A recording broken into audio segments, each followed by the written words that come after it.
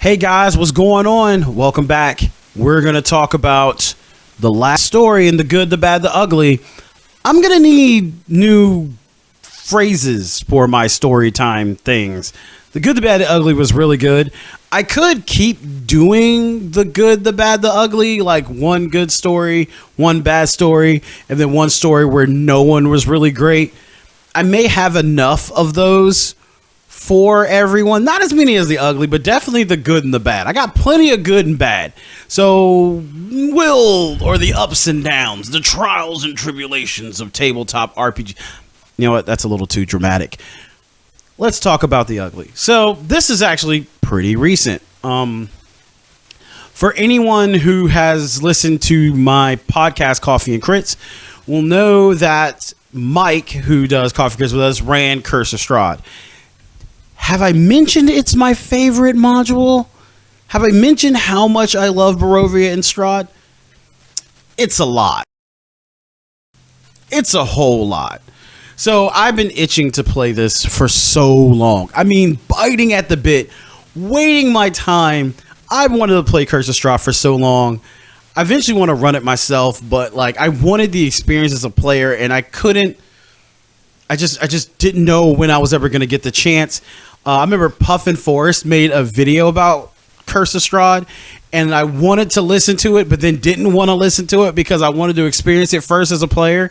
And then it was just so much, just Ravenloft and all that cool spice. I just wanted so much of it. So Van Richten's Guide to Ravenloft came out, and then when the book came out, I bought the sexy special edition cover because I'm an elitist. No, because the cover was just it's really smooth to the touch. Anyway, bought that. Mike, you have to run it for me, please. So he did. Mike decided to run it for us, and man, we're all having a great time. Absolutely, that's the right kind of spice. Everyone's characters, I love them all. Everyone's just Nick's character, the dream pastries, this guy just, oh no. But you know what? I may just have to do a video about Strahd, even though I've done an audio. I may have to do a video, and I may have to make him here just to do the voices. So game is going great. We get an introduction to a new player to the group. And apparently he had been playing in another one of Mike's games, and he had been a really good player. So he comes to our table, and he's not great. So what I mean by not great is we were playing a very role-play heavy session.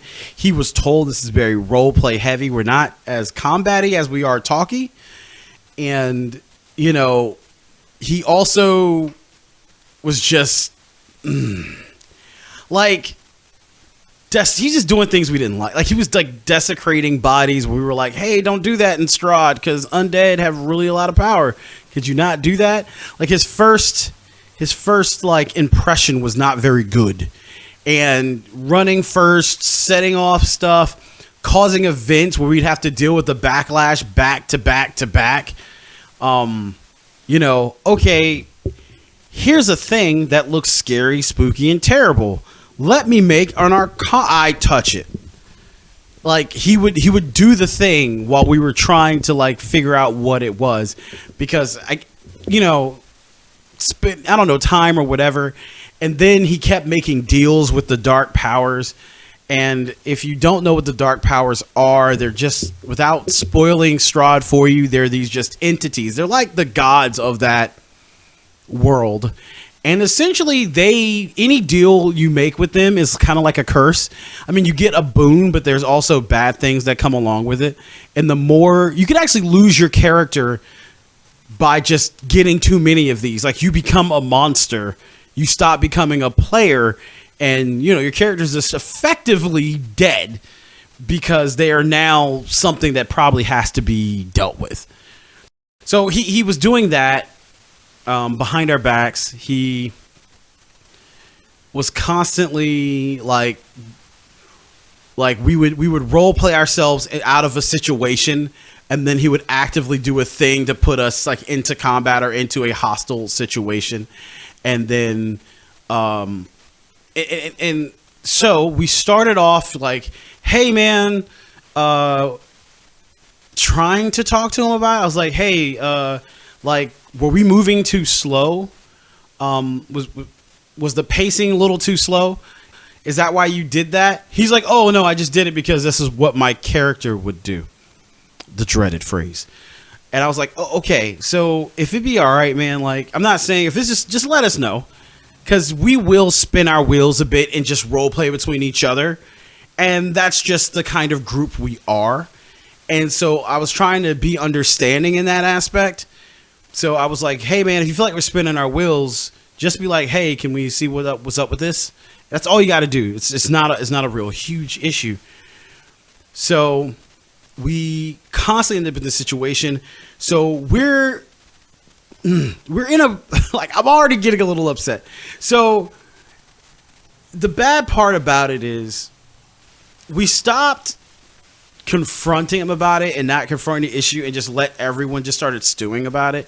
Like, we just kind of dropped it, but then we would like, oh, wasn't he terrible the other day? And then they'd be like, oh yeah. And see, that's kind of like the birthing of most horror stories, is there wasn't any real communication. So you don't have to be new for this to happen. We're all like, over half of us are veterans at this table, and that kind of stuff can just still happen. Like, no one's immune to it, you know?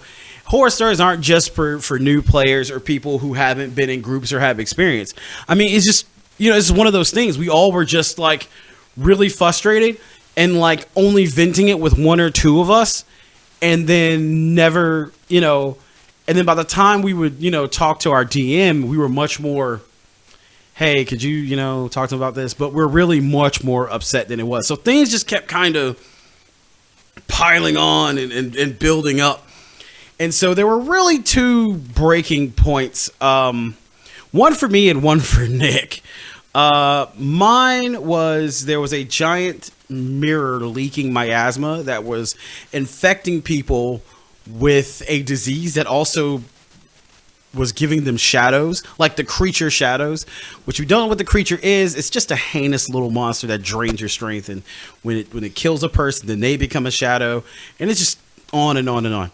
So we find this magic miasma mirror, and we find out this is like a pocket world to a shadow place, because it's Barovia and because it's Mike. Because Mike likes extra sauce in his Barovia. It's not Barovia enough. You know, he had to add it. So this terrible death mirror, and it's another plane, and we think we have to do something inside that place to stop it.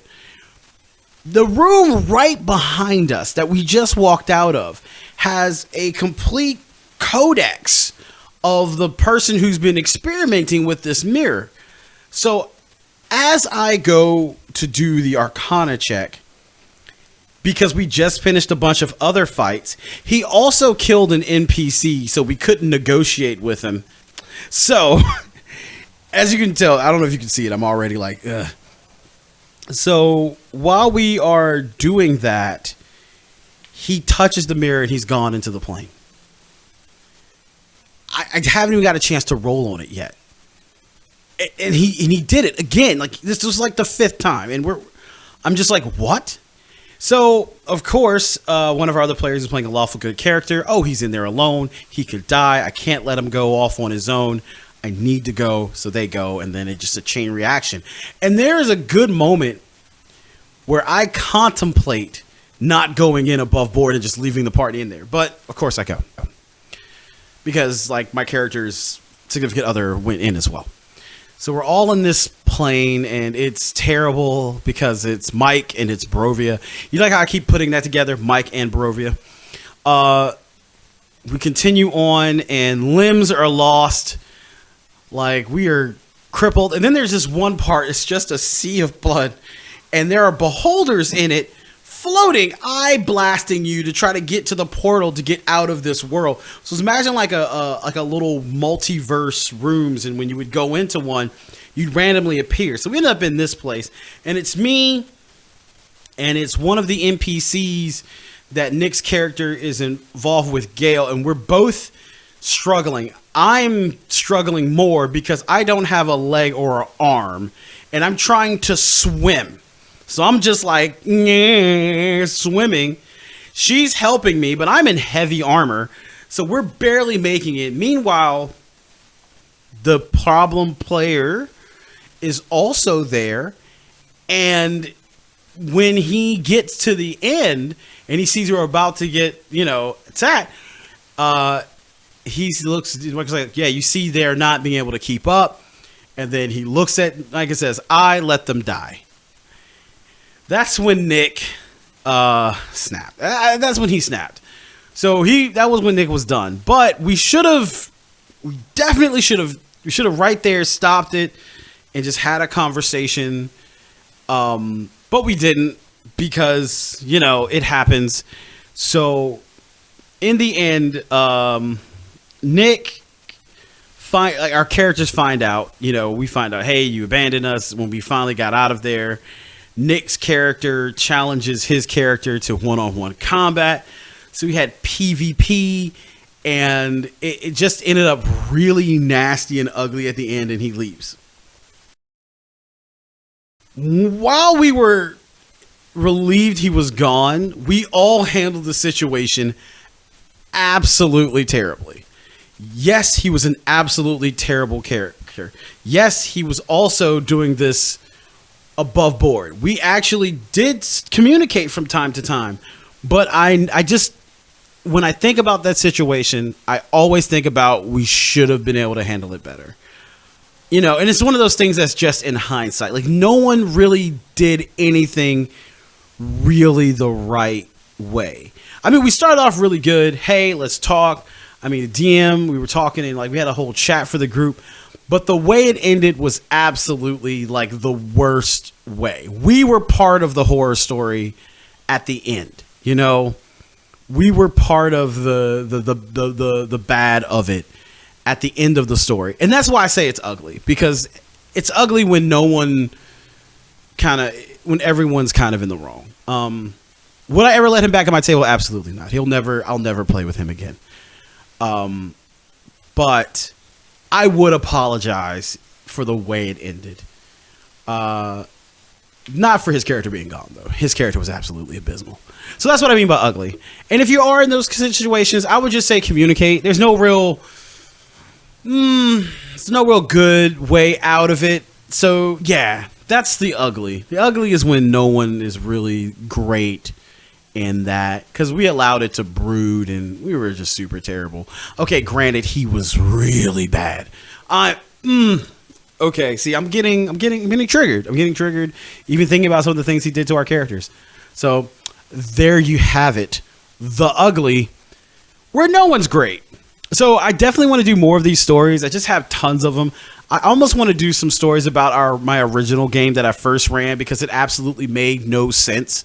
The story of it was so weird and convoluted that I don't know, but when we end on it, we think of positive things. So I want you guys to continue to listen and continue to like. Please check me out on Facebook. Please check me out here. Subscribe, notification, all that fun stuff. If you want to help the channel, if you want to help the podcast and do more things we're planning in the future, also feel free to hit me up on Patreon. I would steal the Guild Gaming ending thing, but you guys really don't have one. You used my Quest Never Ends, but you guys don't have one for me to steal. So just see you at the guild.